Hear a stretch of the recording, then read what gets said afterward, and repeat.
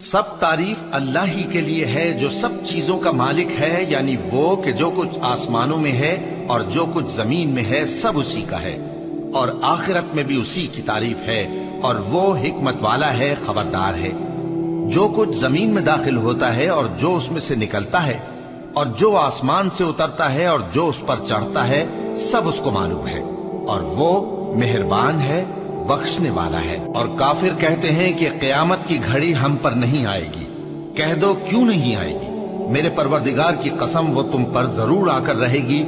وہ پروردگار غیب کا جاننے والا ہے، ذرہ بھر چیز بھی اس سے پوشیدہ نہیں، نہ آسمانوں میں اور نہ زمین میں، اور کوئی چیز ذرے سے بھی چھوٹی یا بڑی نہیں مگر کتاب روشن میں لکھی ہوئی ہے، اس لیے کہ جو لوگ ایمان لائے اور عمل نیک کرتے رہے ان کو بدلہ دے، یہی ہیں جن کے لیے بخشش اور عزت کی روزی ہے۔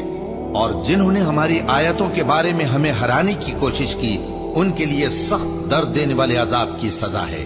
اور جن لوگوں کو علم دیا گیا ہے وہ جانتے ہیں کہ جو قرآن تمہارے پروردگار کی طرف سے تم پر نازل ہوا ہے وہ یقیناً حق ہے، اور اس اللہ کا رستہ بتاتا ہے جو غالب ہے، قابل تعریف ہے۔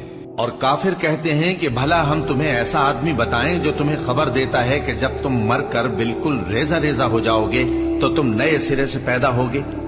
یا تو اس نے اللہ پر جھوٹ باندھ لیا ہے یا اسے جنون ہے۔ بات یہ ہے کہ جو لوگ آخرت پر ایمان نہیں رکھتے وہ آفت اور پرلے درجے کی گمراہی میں پڑے ہیں۔ کیا انہوں نے اس کو نہیں دیکھا جو ان کے آگے اور پیچھے ہے، یعنی آسمان اور زمین؟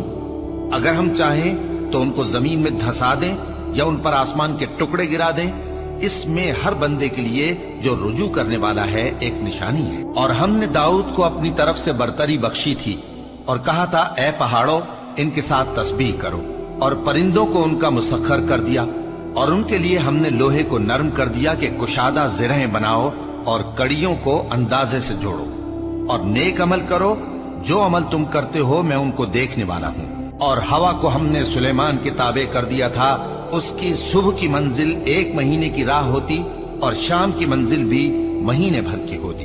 اور ان کے لیے ہم نے تانبے کا چشمہ بہا دیا تھا، اور جنوں میں سے ایسے تھے جو ان کے پروردگار کے حکم سے ان کے آگے کام کرتے تھے، اور جو کوئی ان میں سے ہمارے حکم کے خلاف کرے گا اس کو ہم جہنم کی آگ کا مزہ چکھائیں گے۔